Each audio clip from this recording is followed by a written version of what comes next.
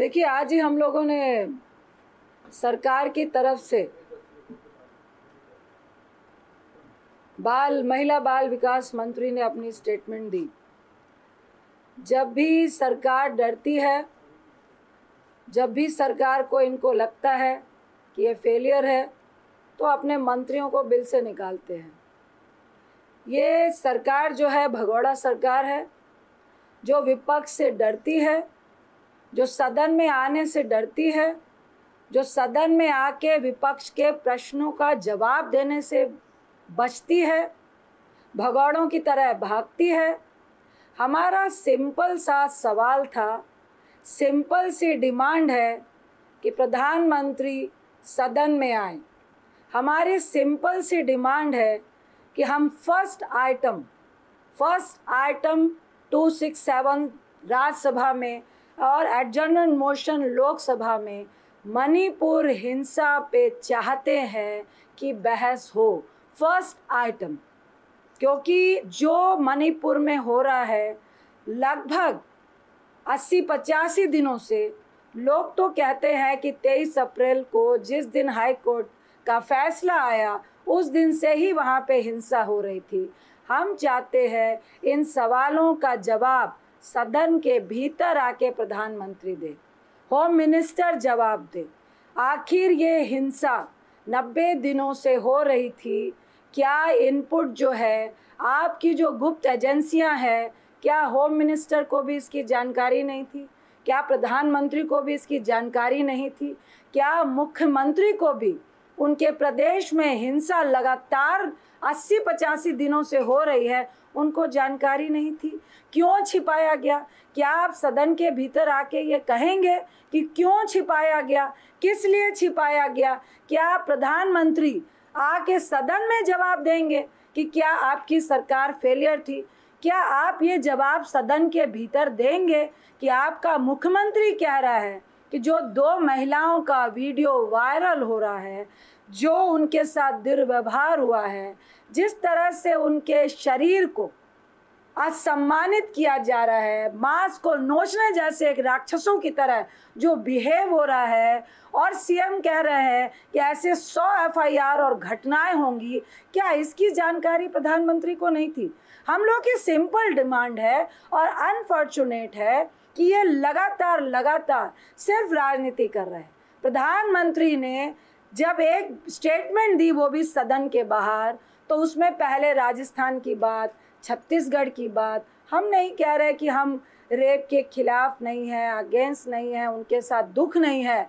आज की तारीख में क्या वो सिंपल तरीके से ये नहीं कह सकते थे कि हम महिलाओं के साथ हैं, हम उनके सम्मान के साथ हैं, और जो मणिपुर में हिंसा लगातार 90 दिनों से हो रही है उसका मैं जवाब देने के लिए सदन के भीतर तैयार हूँ।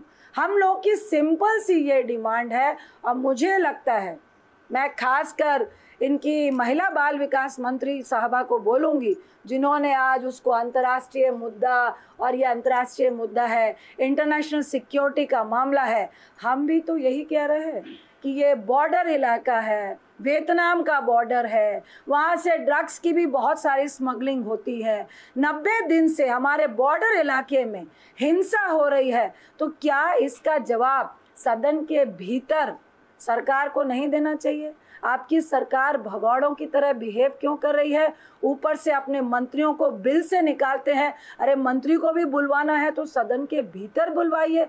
बाहर में मैं उनसे एक रिक्वेस्ट करूँगी कि जिस पार्टी में महिलाओं का सम्मान नहीं है, महिलाओं को जिस तरह से नोचा गया है, उसके लिए आपको एक शब्द भी बोलने का ऑर्डर नहीं है, तो निश्चित तौर से जिस पार्टी में महिलाओं का सम्मान नहीं है, आपको उस पार्टी को नालक माननी चाहिए और अपने पद से आपको भी इस्तीफा दे देना चाहिए। अपना कोई क्वेश्चन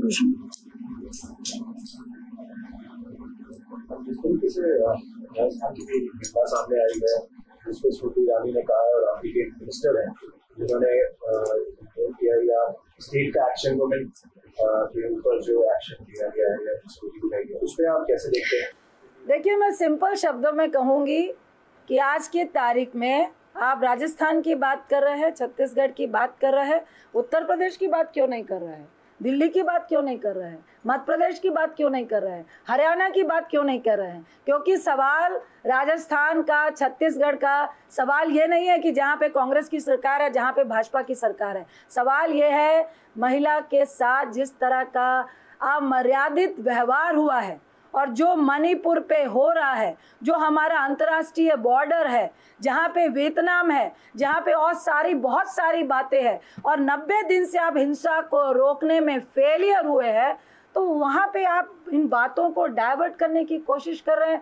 आपको शर्म नहीं आ रही है? मैं कहूँगी हर प्रदेश में महिलाओं के साथ सेक्सुअल हरासमेंट होना एक अलग मुद्दा है, लेकिन उसको मणिपुर के मुद्दे के साथ जोड़ना, मणिपुर के उस वीडियो के साथ जोड़ना, मुझे शर्म आ रही है। मैं आपको दिल खोल के बोलती हूँ, अगर महिला विकास मंत्री सुन रही हो तो मुझे हर प्रदेश में, हर जगह पे जहाँ पे महिलाओं के साथ अगर इस तरह का दुर्व्यवहार होता है तो मैं उनके साथ खड़ी हूँ। कभी आप तो भी बोलिए। अभी आप मणिपुर का हुआ तो आप राजस्थान की बात कर रही हैं। नालत है आपकी इस राजनीति में। आपने एक भी शब्द पहलवानों के लिए बोला था क्या? आपका सांसद बेल लेकर खीखी कर रहा है, मीडिया की बहनों के साथ बदतमीजी कर रहा है, लेकिन उसको सेक्सुअल हरासमेंट पे, जिस पे पॉक्सो भी लगा था, उसको आप जेल से बाहर कर देते हैं और आप सफाई पेश कर रहे हैं। अभी आप मणिपुर की बात करें, और मैं मीडिया के माध्यम से सरकार को बोलना चाहूँगी कि भगौड़ा मत बनिए। हिम्मत है तो सदन के भीतर विपक्ष के प्रश्नों का उत्तर दीजिए। जब जब सत्ताधारी महिलाओं का सम्मान करते हैं, जब जब अपने अहंकार में अधर्म का साथ देते हैं, तो निश्चित तौर से जो उनका विनाश है वो निश्चित है। और मुझे लगता है इन घटनाओं से और प्रधानमंत्री के और उनके मंत्रियों के जो भाषण और स्टेटमेंट है, आपका विनाश निश्चित है। और एक ही बात है कि विनाश काले विपरीत बुद्धि। मैं फिर कहूँगी कि आज 2 दिन आपने वेस्ट किए हैं पार्लियामेंट के।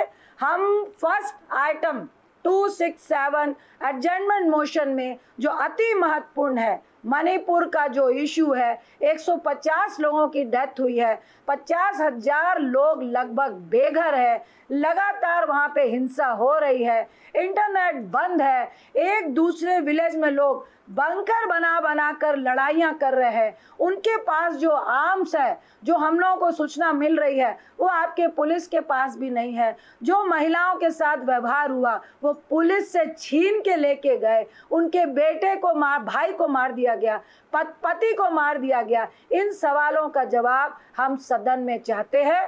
आप आकर हमारे सदन में, अगर आप डरते नहीं हैं, आपका 56 का सीना है, तो इन सवालों का जो जवाब है सदन के भीतर देना सत्ता पक्ष वालों का कर्तव्य बनता है।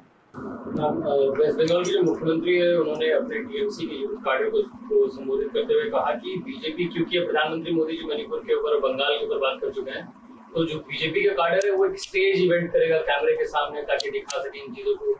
और उन्होंने इसी में पुलवामा का भी नाम ले लिया था। उस पर देखिए, जहाँ तक बंगाल का और जो मालदा का इंसिडेंट उन्होंने जिक्र किया है, उस पर डीजी ने सामने आकर उसको डिनाई किया है और उन्होंने साफ कह दिया कि वो फेक है। जहाँ तक मैं ममता दी को जानती हूँ, वो एक महिला है और मुझे नहीं लगता।